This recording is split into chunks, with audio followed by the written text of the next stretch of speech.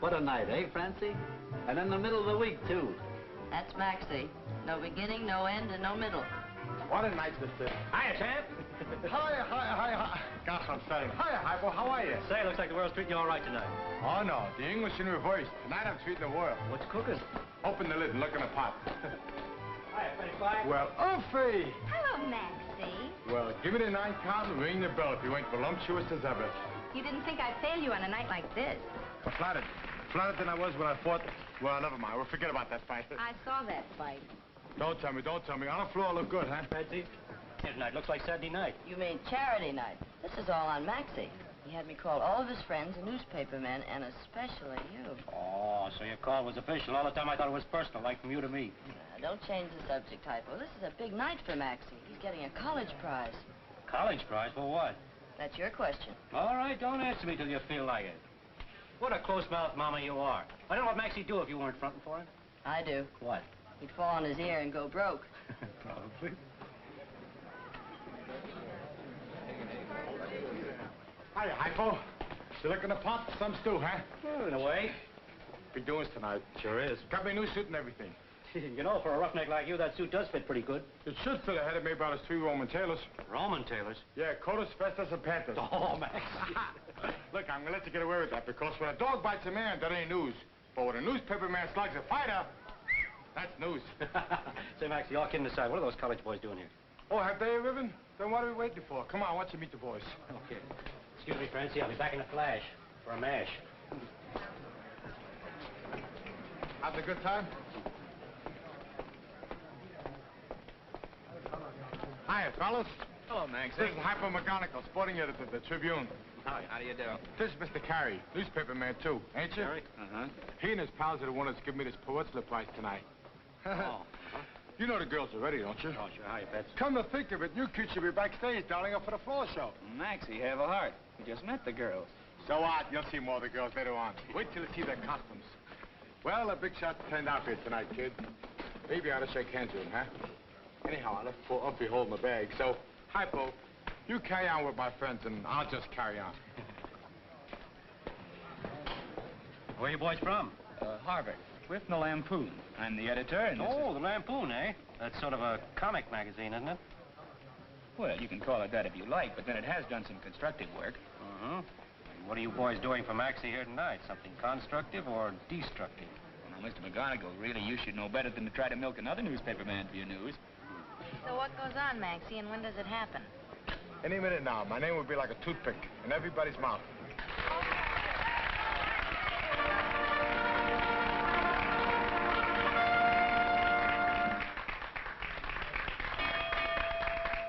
Ladies and gentlemen,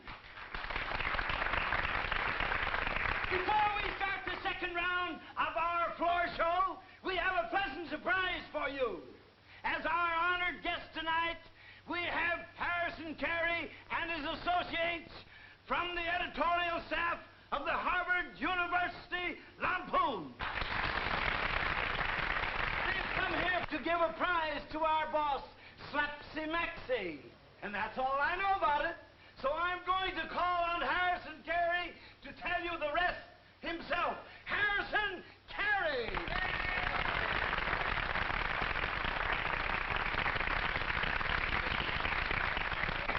Don't forget this.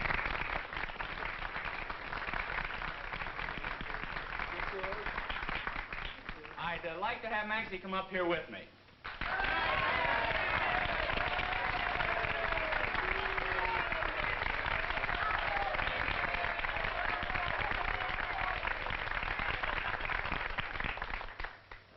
Each year, the Harvard Lampoon chooses outstanding individuals in various fields for awards of merit.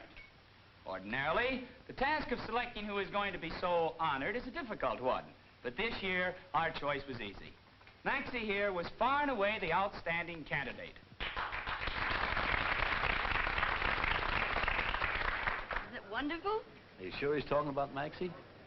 For your accomplishments in the field of nightclub entertainment, as a boxer, as an actor, you, Maxie Rosenbloom, have been selected by the Harvard Lampoon as the recipient of its annual award for supreme pediculousness.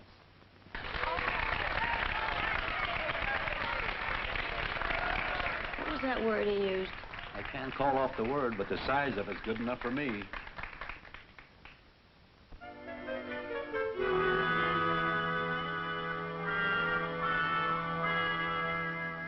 I told you once, Maxie, and I'll tell you again. It's no good.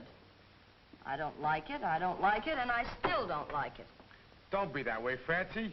Maybe the paper's made a misgrammar. You know, a graphotypical error. It's no dice, Maxie. One paper might make 6 mistakes, but 6 papers don't make the same mistake. Here, this is the biggest diction thing I could find. Thanks. I wonder why they did that. Ridiculous. Here it is. Come on, what does it say? What does it mean? Ridiculous.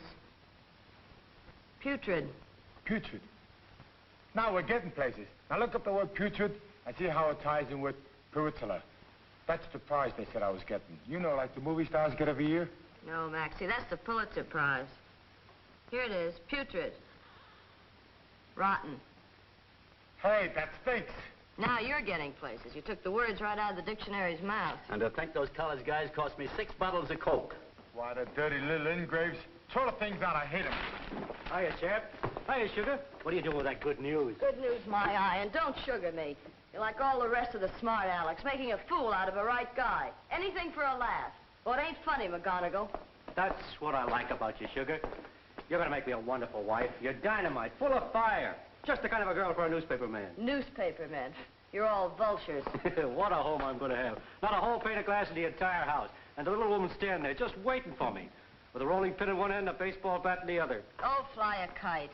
Keep your tempo down, Francie. Hypo's okay. He has to keep up with the rest of the papers to hold his job, don't he? Thanks, champ. Francie understands how it is. It's just she's all for you, aren't you, sugar? Now, look, we gotta be bigger than those rah-rah boys. We gotta take it like we dish it out. Anyway, those boys are just kids, so they had a little fun with me. So what? Now, go back to work. Hypo. I want to talk to you. You're a great champ, Maxie. Make it chumping, it's a deal. Look, I bet you think I'm pretty dumb, huh? Oh, now forget it. You mean those newspaper articles? That's good publicity. Keeps your name alive, makes people like you. I know I ain't so smart, or I would have caught on to the rib in the first place. Well, there's only one cure for all this. I gotta get smartened up. Oh, stop it, Maxie. You're smart enough. You're normal, you're natural. People love you the way you are. And the place to get smart is college. That's what I'm gonna do. Go to college. Harvard. That's where I'm going. Harvard. Look, Maxie, no college is going to take you, Harvard or any other college. It's impossible. Why? You got to have credits. Well, I don't want no credits. I'll pay cash on the line. No, I mean scholastic credits. Harvard won't accept anybody unless they're languages. Look, what you're saying don't make sense. If a guy already knows them big words, he don't need to go to college. Any dope can understand that. Now, look, Maxie, I'll try to explain it to you. Maybe you're right, Hypo, but when a guy's so dumb that he gets prizes for it, then that's a new kind of low, ain't it? I think Hypo's right this time, Maxie. Now, look, kids, you know as well as I do that I made an awful lot of dough by getting my brains knocked out. Even I know that. Now, doesn't it make sense that I can make a lot more dough by getting some brains knocked into me? Oh, but Maxie... And what could be a better place than college? And the better the college, the better. And what could be a better college than Harvard?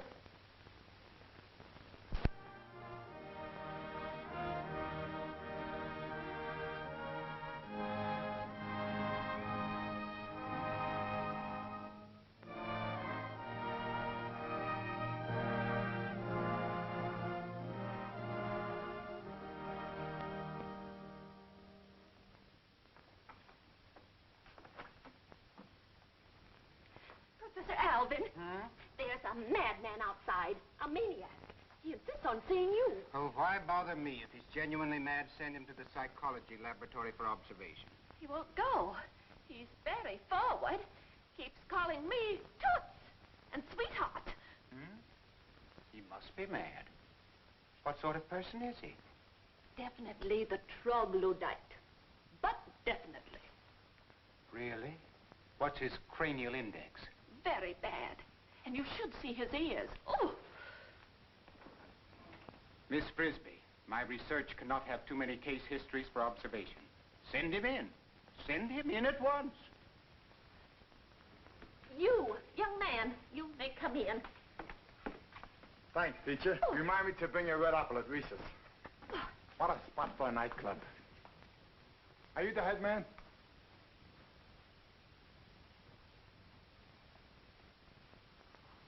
Beautiful, beautiful. Not bad, but a little corny. Look, Grandpa, when you get down to real cases, you ain't aware of painting yourself. I was referring to the cartilaginous excrescences of your auricular lobo protuberances. And now, young man, do you mind stepping a little closer? Oh, I need glasses, huh? It has nothing to do with your optical efficiency, nor your personal pulchritude, which is conspicuously negative. Now we're getting places, Gramps. Come on, throw some more big words at me, huh? Words like stanier, stadium, or sidewalk. Hey, a sidewalk, one word or two words? Should we postpone the grammar quiz till later?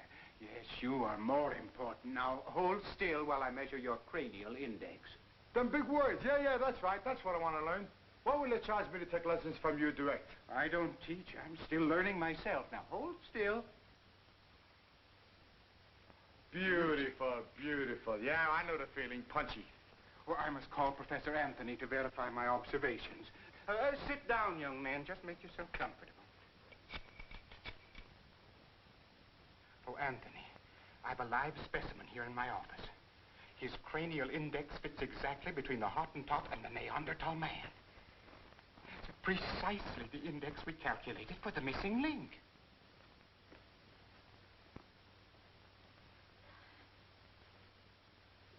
Friends of yours? Oh, no. Yes, hurry. You must see him before he gets away. Look, Doc, we're getting no place fast. The best I can savvy from your lingo is that I'm a character. Okay, I own up to that. But that's what I'm here for, to get smartened up. Smartened up? Yeah. You see, I just got wise to myself. I figured there's no percentage of being dumb, so I thought I'd take me a course in sprouts. You know, let you blast a little sense into my noggin. Oh, Professor Anthony. He speaks a strange jargon composed of English derivatives, but which otherwise makes no sense. Better get Professor McSquigley in here at once. How do you make him talk? Oh, it's simple. Just ask him simple questions. Hello, McSquigley. Come right over to Professor Alvin's department immediately. It's very urgent. Is he the main crack? I told her before, I want to connect with the mug that's going to take me out of that pediculous class. Pediculous? Young man, do you know what that word pediculous means? Brother, it don't mean fragrance of roses. Now, gentlemen, you may begin your tests. Everybody ready? Quite. Recorder ready? Right, now, hold your arms out. Now, close your eyes. Hey, Squig, cut that out, that tickles. Quiet, please. Miss Frisbie, will you please record our findings as we report them? I got it, huh? Now, raise your right foot and your left arm, please. Now, your left foot and your right arm, please. Now on your left, now on your right. Now left, right. No, I said right. What's the difference? Do I get educated in my feet? Now close your right eye, please. Now open your right eye and close your left. Now close both your eyes and open your mouth. Now open your eyes and close your mouth. Now breathe in. Now out. In. Out. Out. Now repeat after me.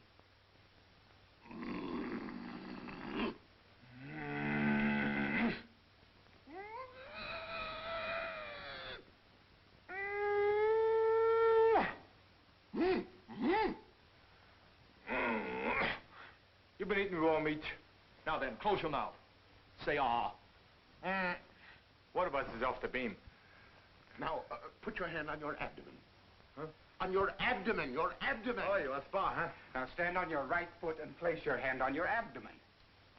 Your abdomen.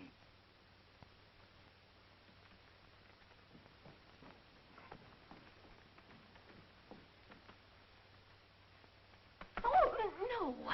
Professor Anthony means for you to place your hand on your abdomen, like this. Oh, the bread basket. Oh, say, that feels good. Let me do it to you. Oh! Gee, she's sensitive. What's your opinion, gentlemen? I would say he's a perfect throwback to the caveman. His IQ is definitely that of a moron. Hey, Doc, what do you think I am, a tightrope walker? He's a perfect moron. Yeah, I'm more on this foot than I'm on the other. Oh, I'm terribly sorry. You may relax now. Please sit down. How am I doing, Gramps? Oh, beautiful. Yeah, I figured that out. This is a windfall. A perfect windfall for antediluvian research. Just think, to be able to study the actions and reactions of the physical type that's supposed to have vanished from the earth hundreds of centuries ago. Hey, here's my home in the Bronx. How can we hold him? How can we keep him here under observation? Well, obviously, he's not the type you can put in a cage. Oh, he's not the dangerous type. In fact, he blossoms on freedom. We let him blossom till he blooms. As soon as other universities hear of this specimen, they'll want it too. Oh, but we must keep him here for our own use exclusively. I'll make a proposition to him. See if it can be arranged. Splendid. Mr. Rosenbloom. Oh, cut out that Mr. Stuff.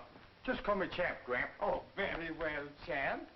Now, that is, we would like to know if you would be interested in living with us here at Harvard for a year or so. A year? Nothing doing. I told when you do a stretch at Harvard, it's for 4 years. And I don't want nothing off for good behavior. Well, of course, we'd be glad to keep you for the full term, but then there's the little matter of finance. Oh, why not make a yearly arrangement at first, Mr. Rosenbloom? Now, how much would you want for your services for the first year? Huh? Would you be willing to accept $1,000? $1,000? Well, supposing we give you $1,500 and your room and board, will you accept? Well, we need men like you, Mr. Rosenbloom. And I need men like you. In fact, I'm starting to feel smart already. Doc, you got a deal. That's fine, Maxie, that's fine. Now, all you have to do is to make yourself available to us for a few hours daily. Swell. Just calling me my service would be your disapproval. That makes me very happy. That makes me a freshman, don't it? Well, I suppose you could call yourself. Come. Good evening, gentlemen. Good evening, Please sit down.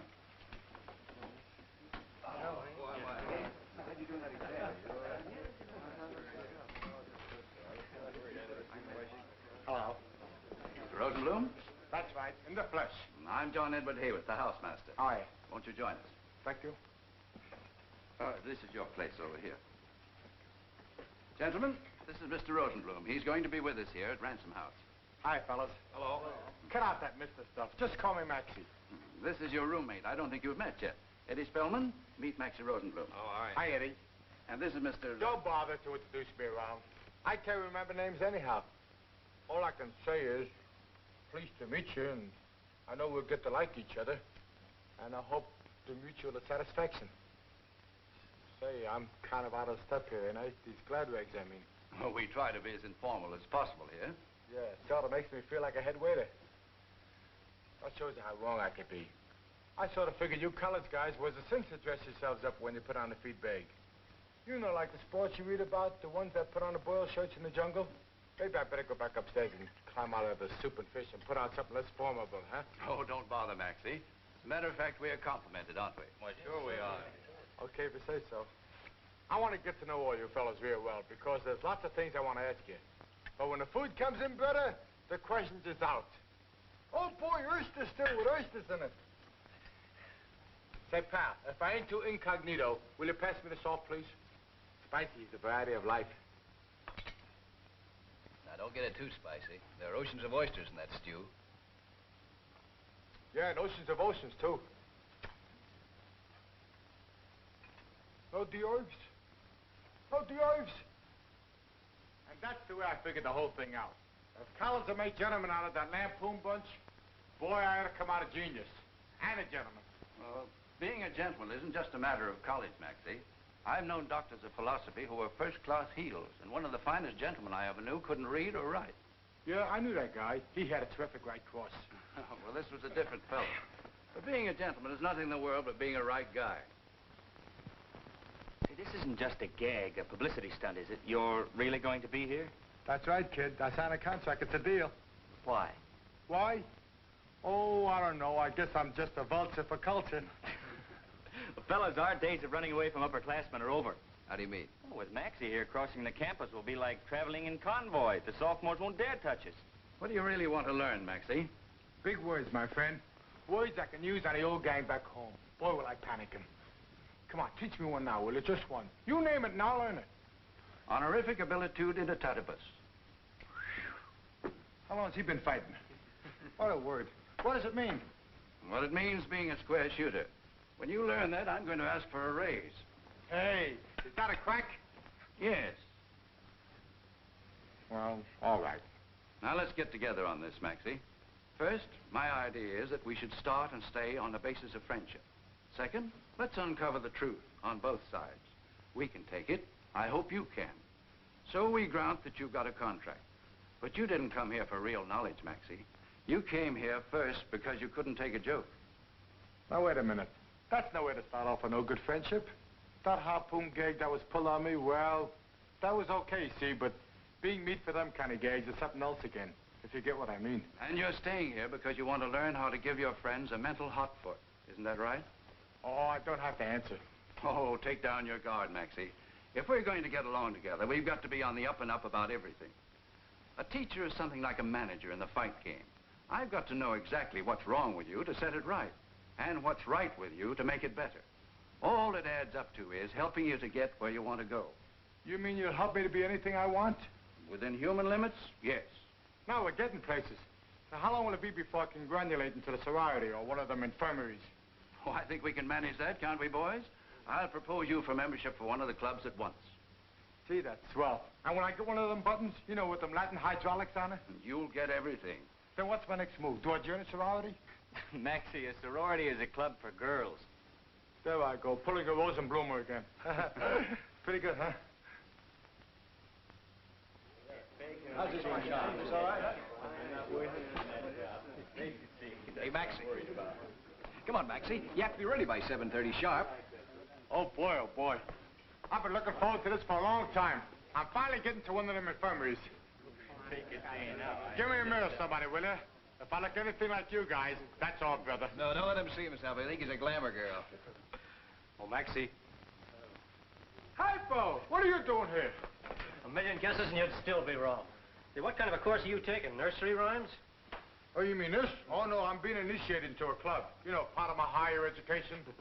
Fellas, this is Hypo McGonigle, sporting editor of the Tribune. Hi, fellas. You caught to get disturbed by me going to college, huh? Not me. I'm moving in. I'm going to stay here. But I thought you already went to college. Besides, what? Oh, I got a year's leave of absence. I'm here under the Neiman Fellowship. Oh, is that good? Very. What is it? Oh, it's an endowment for newspapermen. Gives us a year off to go back to college and specialize. I'm going to study political economy. There ain't no such thing. Well, they're still giving courses in it. Gee, that's swell. Then you're getting in free, too, like me. Huh? Look at those guys. They had to pay to come in. Not me. I'm getting room and board and $1,500 to boot. And all the instructions I want. And boy, am I slaying them. Have you learned anything yet? Have I? Get this. Anaveftabilitudinatibus.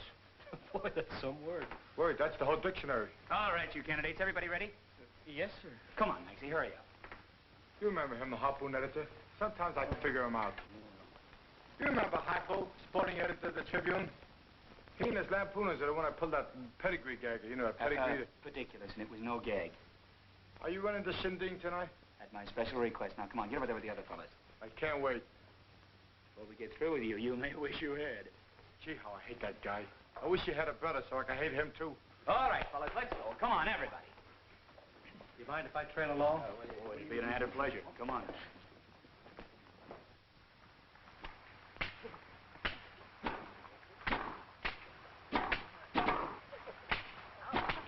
Me, too? You too. For sure? Uh-huh. All right, but don't forget, I got a glass chin. Ooh! Ooh! Ooh! Hey, that's a foul! Forward, men! On to Bunker Hill! What are you... Come on, Gwen, let's get going. Maxie's way ahead of you. Come on. That's it. Now you're going. Come on, Bill. Come on, Bill. Hurry up. All right. With your hands on That's the idea. All right. With your hands on Some dog you got there, mister. You ain't got too bad ones yourself, brother. Come on, get going, Cinderella. You're blocking traffic. Come on, get going now. Come on. All right, come on. And quit stalling. Use your hands. That's the idea. Now, that's the idea. Get going. Come on, Maxie. Come on, Maxie. Get going. Whoa. That's the idea. Now you're going. Keep going. You're doing fine. You're doing fine. Keep going. A big... Oh, hello, Glamour boy. Say, you sure look silly pushing that down the street with your nose. You got nothing on me. Haven't got much on me either. A spy, huh? What's this dame doing here? She's not with us. Then what's she got a noggin on the dog for? What is she imitating me for? She's from a sorority, and she's being initiated just like you are. Why, Harrison Carey, are you leading these freshies to slaughter? Mm-hmm. Just as soon as we finish turning the champ into a chump, we'll be through. Look out he doesn't turn you into a chimp. Look, Sweet, how about you and I cut the rug after this formality is over, huh? Gosh, you're too young for me. You'll live to regret the day you turned me down. Who's the dame? She thinks she's the whole sorority. Let's hiss her. Stop, she's cute. I think she's the whole works. Look, Infant, I'm Zella Phipps. Who are you? Me? Maxie Rosenbloom. Ain't you ever heard of me? Well, no. But I think you're awful cute. Hey, they, hurt you much? Oh, you mean these? Oh, I got them from trying to listen to 2 radio programs at the same time. Keep going, Maxie, keep going.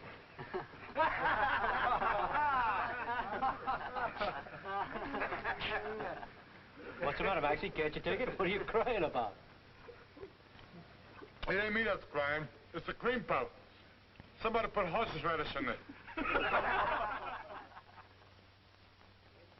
Hey, what's this I hear about Maxie Rosenbloom enrolling in our school? Well, all I know is what I read in the papers. And according to them, he's a cross between a quirk and a jerk. Oh, there he is now. Hi, fellas. Nice knowing that you know me. Well, if it ain't the champ himself. Boy, this is a historic moment. It's the first time I've ever seen the champ when he wasn't on his back. That's because I ain't in shape. Well, how's the cauliflower, Maxie? Oh, I'm only bad on one ear. Why make a mountain out of a molehill? When are you going to fight Joe Louis, Rosie? Rosie. Roses is red and Wallace is blue. Lilies is white and pansies woo-woo. But when Wallace is red and Roses is blue is, then that's the time I will fight Joe Louis. Boy, you really murder the English language. Maxie, don't you know anything at all about English? I'm talking it, ain't I? How's your grammar? Grammar? I don't know. We ain't heard from her in years. Oh, no, grammar. For instance, like as if I was to say to you, consonants. Oh, any dope knows that. North and South America. How did I get into this? Tell me, did anyone ever take your IQ? Huh? Your IQ. IQ. I IQ too. Boy, what a jerk. Well, you know what Barnum says. There's a jerk born every minute. Ah, Barnum. Barnum, the greatest believer of advertising. Oh, Maxie, on the side, I represent the Lonely Hearts magazine. Why, it's the finest advertising medium in the world for a guy like you. As a matter of fact, you should keep a standing ad in our magazine. Blurb. Joe Blurb is the name, and I work for the widest circulated magazine. But you don't understand my setup, Mr. Blurb. I don't have to advertise. That ain't gonna do me no good. Oh, Mr. Rosenbloom. Why, I'm surprised at a businessman like you saying that it doesn't pay to advertise. Why, if it wasn't for advertising, what would become of spearmint chewing gum? Or did you ever hear of You Need a Biscuit? And, of course, you know Fleischmann's Yeast. Is he? And, is he what? Is Fleischmann East? I said Fleischmann's Yeast.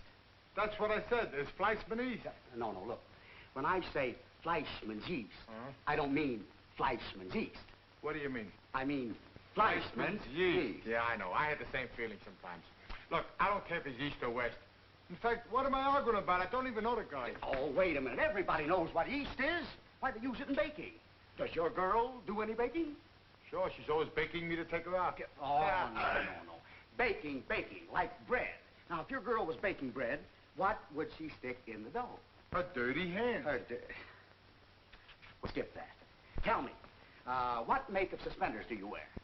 Police suspenders. Police suspenders. Why don't you wear fireman's suspenders? They keep your pants up, too, you know. Yeah, but who wants hot pants? I'll tell you why. Why? Because there is no nationally advertised fireman's suspenders. Why, every time you read a newspaper, look on a billboard, you see a picture of a policeman wearing police suspenders. That's advertising. That's why you buy them. Now, tell me, what kind of eggs do you eat? Why don't you eat duck eggs? Because? Because what? Did anybody ever believe that a duck egg isn't as good as an egg? No, but, But what? Why don't you eat duck eggs? Because I tried it once, and what happened to a duck egg shouldn't happen to a duck. Did you ever hear a hen lay an egg? Did you say hen or ham? I said hen. Yeah, I did. Ah, you bet you have, because when a duck lays an egg, she just lays it, blah. But when a hen lays an egg, ha-ha, she scratches and clucks and cackles. She advertises. Now, take the automobile in its first stages. Why, the cheap little car used to be the joke of the town, while the expensive car used to zoom by quietly and unnoticed. But the cheap little car used to puff and rattle and attract attention. Now, it's the most popular car in use today. And that's what it means to advertise. I know, Mr. Blake, but... Good morning, gentlemen. Good morning, Professor. Good morning. And you two boys, what are you huddling about? It's nothing, Mr. Bloomingrose. And this young man, who is he? Mr. Bloomingrose. Yes? I'm Rosenbloom. Our name sounds like double talk, huh? It is a coincidence, nevertheless rather paradoxical. Hey, that's a big word, too. That's what I'm here for, to learn them words. So Professor Alvin informs me. Quite so, quite so. Professor Alvin magnanimously and generously suggests that I partake in your tuition so that my vocabulary would situate it among your eloquence. I understand. You do? Yes. What I say? According to my comprehension, I gather you're eager to improve your diction. No, I just want to learn to speak better English. Have you ever been to school at all? Yes, sir, 4 years. You only went as high as the 4th grade? Well, we didn't have no 4th grade, so I had to go to 2nd grade twice. Why didn't you try to find a school that did have a 4th grade? I did, but I had to leave on account of pneumonia. Pneumonia? Pneumonia. Oh, pneumonia. Pneumonia. Contagious? I didn't have it. I just couldn't spell it. Goodbye. Mr. Rosenbloom, how did you happen to hear about our school? Oh, I don't know. I think somebody reprehended to me, or maybe I read about it in the newspapers. Impossible. We never advertise our school in the papers. We don't believe in that sort of thing.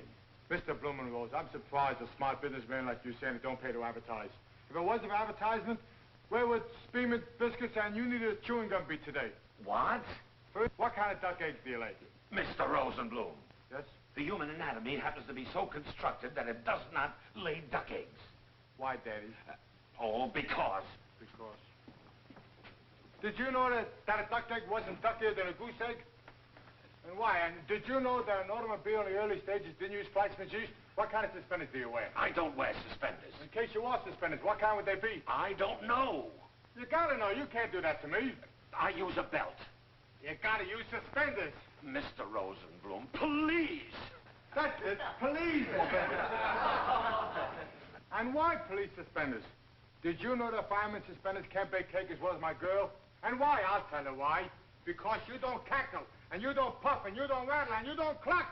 You cluck. Mr. Rosenbloom. Please, Mr. Bloomers. Emma, where are you? Oh, there you are, Emma, hiding. Now, come on out, you little rascal. Come on out. Come on, Elmo. The prof gave me some homework to do, and I gotta do it. Come on. I'm not gonna dissect you like them sturgeons do. All I want to do is study a scientific analysis of your inner body. Come on now, Elmo. Gee, you're a fine specimen. There you are.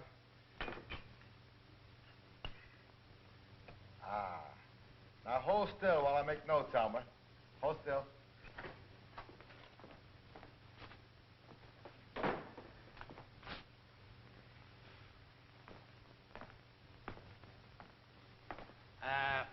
What are you doing, Maxie? Oh, hello, fellas. The prof gave me some homework to do, and I gotta do it. Well, why don't you do it at home? How can I? I live in Brooklyn. Hey, come to think of it, it's funny. They give you homework to do, and they want you to do it here. How are you getting along? Pretty good. Of course, you know, monotony is a very tedious subject. Monotony? Yeah, that's the study of insect bugs. And, brother, it sure is a monotony. Well, have you done any research in the textbook? Oh, I don't know nothing about taxes. Elmer's my subject. Elmer? Who is Elmer? Elmer's the mosquito that I'm experimenting on. A mosquito? Is it a foreign or a native mosquito? Just a mosquito. Yeah, but where does it come from, the east or the west? For instance, if it came from China, it would be an oriental. And if China is Oriental, what is Occidental? An automobile collision. You know, Maxie, you've made a lot of progress at Harvard. You're telling me the Pop says my IQ is nil. And if I continue with college, it'll be null. Ain't every fella can leave college with a nil and a null. Let's get back to Elmer. Confidentially, Elmer's my pet mosquito. I raised it from a pup. He comes from a royal family. What did he do, bite the Prince of Wales? Don't be a dope, you dope. Elmer don't bother with princes. He waited until he became king. Well, how did you happen to come by him? Oh, just by accident. Then when I got to know him, I realized we was cousins. Cousins? You mean you're related? Well, we wasn't at first. We were just good friends. Then later on, he forgot that I was his benefactor, and he bit me on the forehead. And from then on, we became blood relations. Say, Tom, you recall we were doing some research on the planetary theory of the insect, reading something about the type conical instincts of the mosquito. As I recall his theoretical analogy, the mosquito, on coming in contact with the human body, and in the event of biting into the jugular vein, the brain cells of the human are transferred to the insect. Come to think of it, that is so. Subject of the text is, what makes mortal imbecile? Hey, wait a minute. You mean that if a mosquito bites a guy, it's like a blood transcussion? Elmer, I'm sorry I gotta do it. I gotta disrelate you.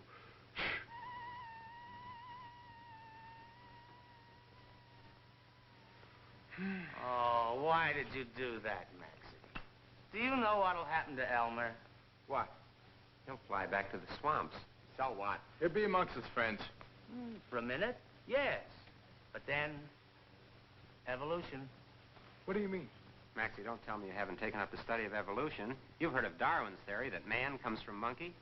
You mean my old man was an ape? Everything comes from something. Caterpillars, butterflies, lizards, alligators, mosquitoes, fish. You mean maybe Elmer might become a fish? Could be. Holy mackerel. Hey, Maxie, where are you going? I'm going fishing for Elmer. Where are you going fishing for him? Well, I always go fishing out west. What part of the west? In the east. Oh, out west in the east. Yeah, near the Sandwich Islands. Hey, now, wait a minute. What kind of fish do you catch in the Sandwich Islands? Well, a certain kind of fish called the Australian pastrami. Australian pastrami? Oh, you've heard of the Australian pastrami, Tommy. It's a species of the Hungarian goulash gender. Hey, you were there too? Funny I never saw you there. Oh, I haven't been there for years. When were you there? 2 years, 1 summer. 2 years, 1 summer. There's only 1 summer a year. That's the winter I was there. Winter? You said summer before. The summer before I wasn't there. You can only catch Australian pastrami at a certain time of the year. What time is that? 2:30. 2:30? What time of the year? Springtime near Christmas. Tell me, how do you catch this unusual fish? Ooh, it's very, very simple. You get up at 4 o'clock in the morning some evening, you see, and you get a hook and line, and it's sitting on the porch looking out the back window. Now, as you're sitting on the roof... Now, wait a minute. How's the fish get up on the roof? Oh, that you'll have to ask the fish. I know. Now, you're sitting on the roof, and you notice the fish coming, you hide, you see? How? Oh, very, very simple. You lie on your tummy, and you cover yourself up with your back, and the fish comes over, and he thinks you're playing possums, and he starts doing a conga. Now, as he does the conga, you slide right down to the sidewalk. I suppose you have to do that very quietly. Oh, you got to do it quiet, because if the fish hears you, he just gets up and walks away. But that's the Australian pastrami. Now, you take the game fish, the different fish. That's different.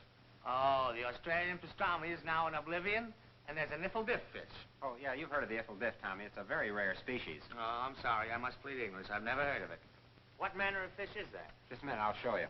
Here, I'll tell you, it's a sort of a fish that swims backwards. Why does it swim backwards? Oh, I guess to keep the water out of their eyes. Must be very difficult catching a fish like that. Oh, that it is, that it is. To catch a niffle-diff fish, you got to have a hard-shell frankfurter. That's the bait, I suppose. Yes, that's the bait, but they don't go for that kind of bait, you see. You see, they just knock their heads against the hard-shell frankfurters, and in that way, they knock their brains out. Yeah. Then I suppose ready for the oven. Sure, but first you got to cook them. Cook them? That's right, cook them. You can bake them, but it's better to cook them. And how do you cook them? Here, come here, I'll show you. See, first you take the breath out and you lie it aside, you see. Why do you take the breath out and lay it aside? Oh, that's for the gravy. You see, you lie it down, and then you get some nails and you hammer it down, you see, against the board. Then you take some salt and you put it all over, you see. Then you get some pepper and put it all over, you see. Then you take ketchup and you put it on there. Where's the ketchup? Here's the ketchup. You take the ketchup and you put it all over, you see? And then you get some nice, clean mud and put it all over. Clean mud? That's right, clean mud. And then you put it into an oven, burnt with charcoal, and you let the fish there for 8 years. 8 years. That's right. And after 8 years, you take it out of the oven and you put it down, see? And then you rip out the nails, you rip off the fish, you throw away the boards, and you eat the charcoal. And believe me when I say, it's the finest thing you ever ate in your life. Hey, is he kidding? Well, so long, fellas. I gotta go fishing for Elmer. Hey, Maxie, just a minute. I don't think you'll have to go fishing for Elmer. What do you mean? I think I see Elmer. Really? Stand still. I'll get him for you. Gee, that's swell. Oh, gosh, it's swell. Fellas, this ain't Elmer.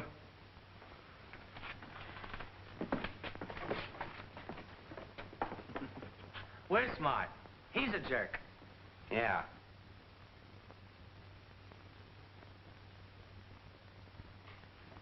Professor Alvin. Professor Alvin. Yes, what is it, Professor Teeter? Why, it's this. This specimen of yours. This freak of nature. This Rosenbloom. Oh, yes, he'll be here soon. Won't you sit down and wait? No, I don't want to sit down and wait. I've had him on my hands and in my hair all morning. He is disrupting my entire mathematics class. Oh, Teeter, don't get excited. Who's excited? I'm not excited. Don't let Rosenbloom disturb you. Nobody expects you to teach him anything. I doubt whether he knows even the simplest multiplication table, let alone advanced calculus. Oh, yes, he does. He knows everything. He merely looks at a problem and gives the answer like that. Nonsense. That's what I thought at first. I thought it was a fluke, a mistake. And then I gave him another problem and another and another. And you stopped him? Oh, no, he knew the answers like that. That doesn't surprise me. Why not? Because, gentlemen, Mr. Rosenbloom is phenomenal. Phenomenal? It's the most disconcerting thing that has ever happened to me. Imagine being able to identify the logarithmic series at a glance without a brain. How does he do it? I don't know, and neither does he. When I ask him how he does it, he merely shrugs his shoulders, gives me a perfectly inane grin, and says, well, that's what it is, ain't it? What's the diff how I do it, so long as it's right? Oh, dear. Hi, Doc. Ah, Max. Well, here I am, right on the nose. Hiya, Puff. Looks like they caught up with you at last, huh? I warned you. Hi, Gramps. Ready for the big show? Hey, what do you got here, steam room? Professor Teeter has just informed us of your brilliancy in mathematics. Do you know trigonometry or calculus? I don't know those fellas. All I know is Cotus, Vestus, and Panthus. Are you quoting mythology? Mythology? Are you listening? Or no, are you quoting mythology? Now you got me, Gramps. All I know is those arithmetical answers, but I don't know their names with big words. That's what I want you to learn me. We will. But first we want you to tell us, how have you arrived at the mathematical solutions so accurately? It just pops up extemporaneously. Maybe when I was a kid, I was hit on the head with an aiding machine. That adds up, don't it? For instance, if you give an aiding machine an arithmetical example, what do? You punch the key 65, 72, and 96, then you punch the key for your answer. Does the machine stop to think? Nah, the answer comes out extemporaneous. And what do you got? 233.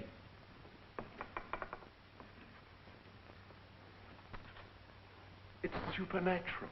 What did I tell you, gentlemen?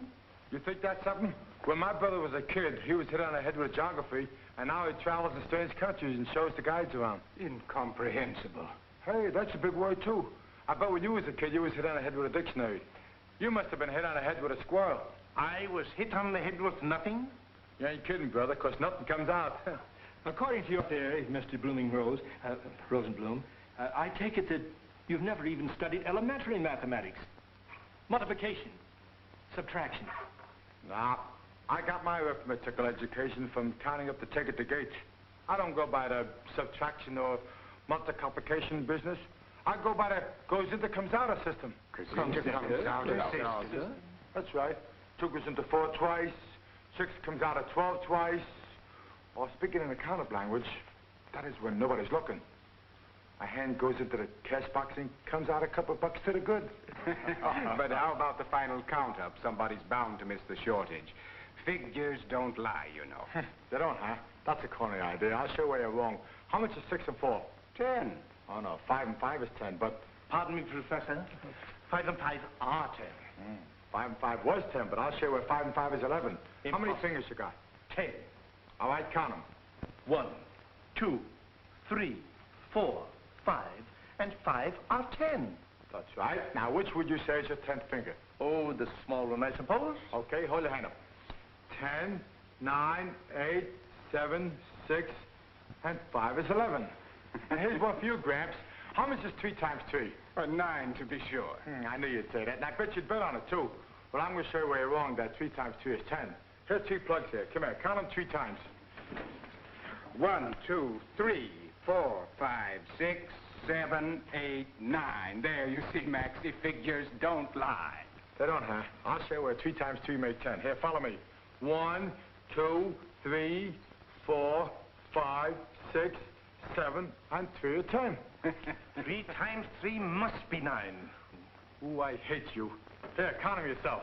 Very well. 1, 2, 3, right. 4, 5, 6, 7, 8. And 3 is 11. How am I doing, Prof?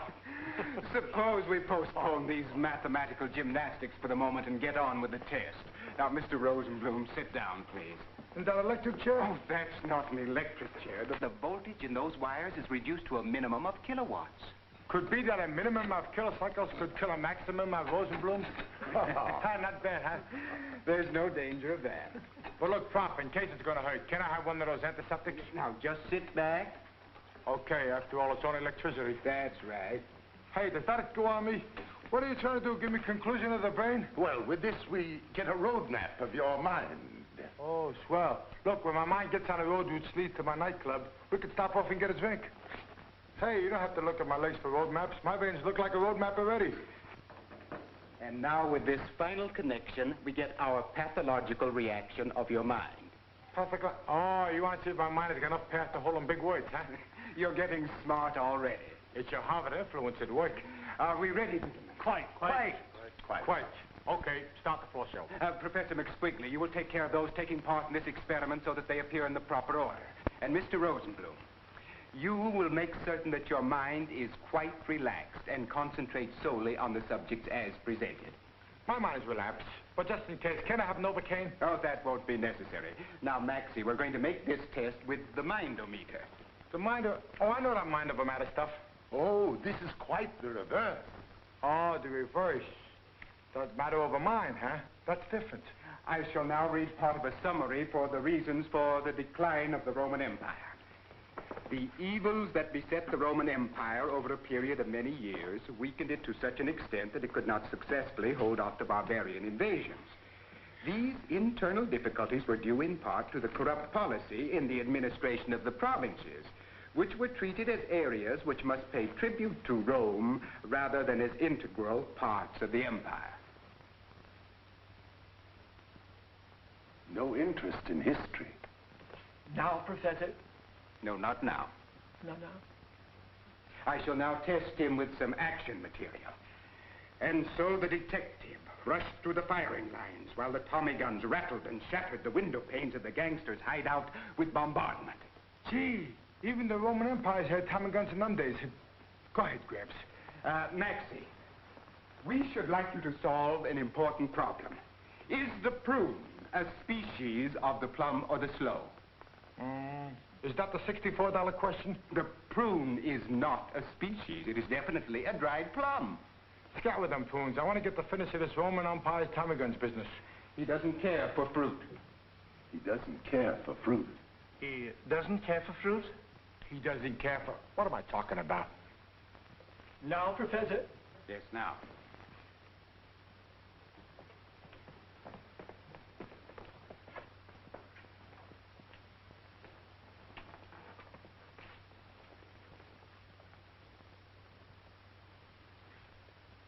Oh, boy, a fight for it. Give me a bite, will you? Evidently a dog fancier. Stingy. Thank you, gentlemen.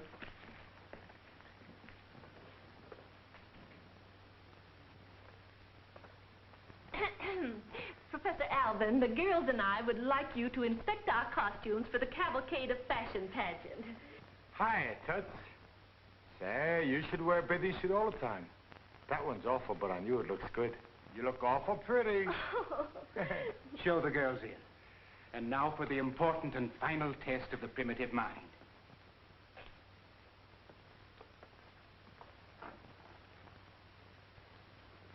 This is primitive.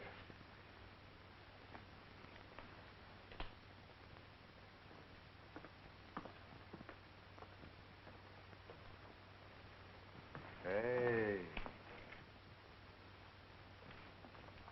Ooh. Hey, what do you got on tonight?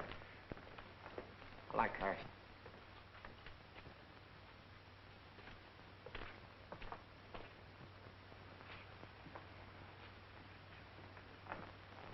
Who said you, Yale? Whew. Doc, don't leave me alone now. What do you think of it, Professor Alvin? Attractive, almost too attractive, of course, but somewhat too attractive. Oh, boy, not for me. Nowadays, a girl must show her front. Show front. Ain't you embarrassed?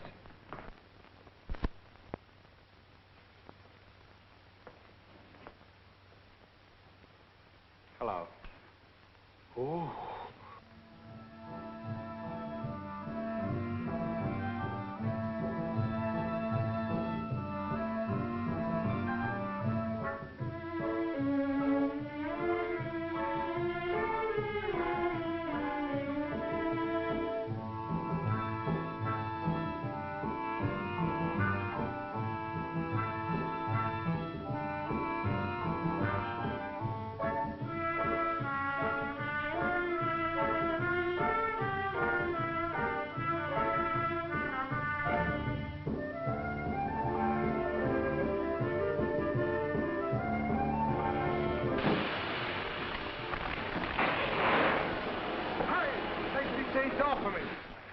Kill cycles of yours nearly electrified me. Are you sure, Maxie, that it was the kilowatts that overtook you? Well, I'll admit that harem-scarum dance had something to do with it. Boy, what a girl. I could use her in my nightclub. She's so vicious, and vice versa. You have fan dancers in your nightclub? Yeah, but the one I got's no good. She's too civilized.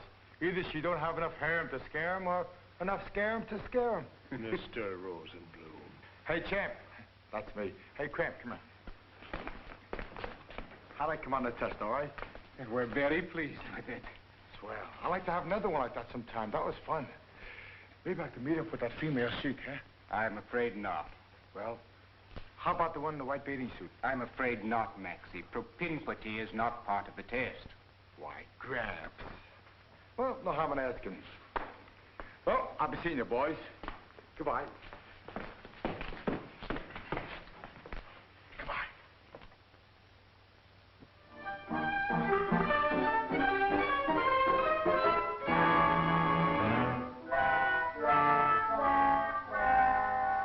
He's evolution's gift to humanity. His tests, reactions, and mental processes are the same as those of millions of people in this country. And we must nurse the voice of the people. You know, Vox Populi. Look what happened. Look what happened with the Never Scratch Phonograph Record Company. Why, when you started testing their new songs on Maxie, their record sales jumped sky high. Sky high. That's right. They said I was a perfect guinea pig for records. Didn't they, Gramps? Think of it, a gauge, a human thermometer for 22 million morons in this country. That's right, isn't it? 23,112. Those were our latest figures. 23,112 morons, and all of them in the market to buy something. If we could only know in advance what they want to buy. That's why I'm here, Professor, and we can know with Maxie here to guide us. The university has no objection to any financial arrangement you may make with Mr. Rosenbloom, so long as he remains available to us for our research. Oh, them tests. Oh, I like those. Maxie, my new firm, International Super Test Reaction and Research Company Limited, would like to contract for your test and reaction services. Yeah, but what's in it for the Rosenbloom Show Me Company Limited? We'll pay $500 a week. Look, I may be dumb, but I ain't stupid. $500 is a lot of money. I know, it's only half as much as 1,000. Besides, I got a better offer from another company. And they got a smooth salesman, too. Guy sent me a telegram right here. I took a tab, now that got there. Here it is here. The Consumers Prognosticating Company Sampling Service, Inc. And they offered me $750. $750? Yeah, cash on the line. So you see, Mr. Plunkett, if you want to do business with this moron, you have to raise the ante. got me up a tree. Come on, don't be a tightwad, Mr. Plunkett. After all, it's only hay, ain't it? Maxie, you drive a hard bargain. But you win binos. It's a deal at $1,000 a week. You think I should have held out for $1,500? $1,000 is the limit. Speak when they're spoken to. Huh? No, always take a profit. Well, okay, shake. It's a deal. But not exclusive. Now sign.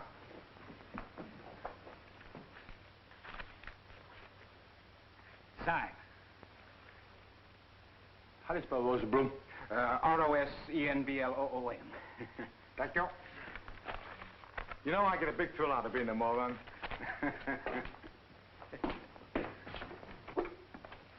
Here it is, baby. $1,000 a week. Signed, sealed, and delivered.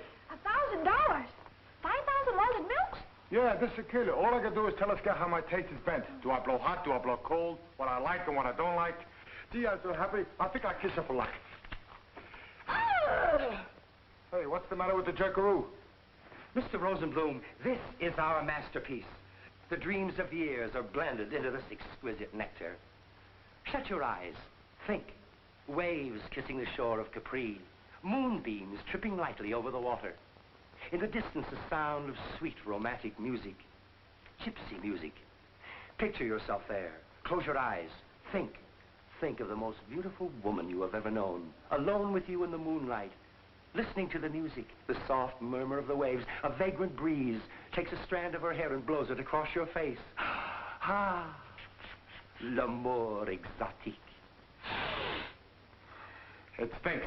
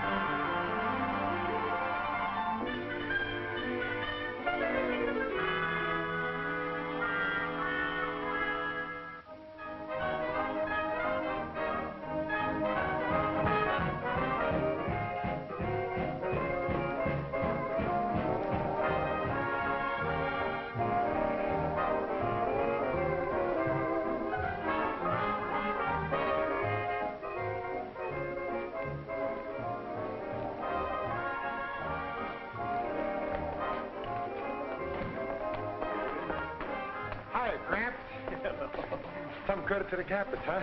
I bet you never saw a hot spot like this before. No, I can't say that I have, but I've had my moments. Beer gardens and burlesque shows.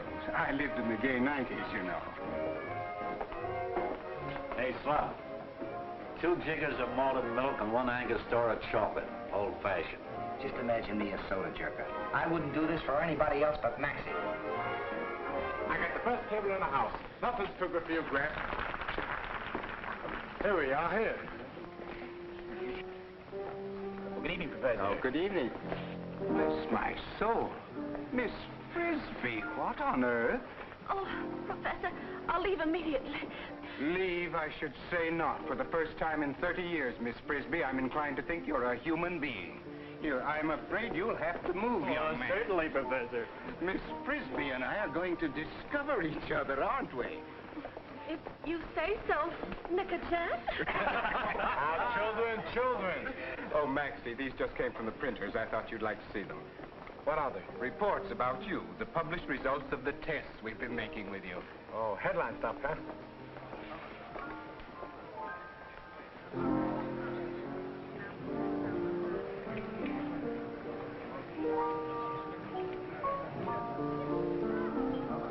What is it? I don't get it. They're the final facts about you, Maxie. Our investigations are completed. We're through. You mean you're finished with me? No more tests? That's right. Harvard has no further need for your services. Well, ain't that just ducky? You're finished with me and you're throwing me out. Well, let me tell you something, Graham. You can't get away with this, see? I kept up my end of the bargain.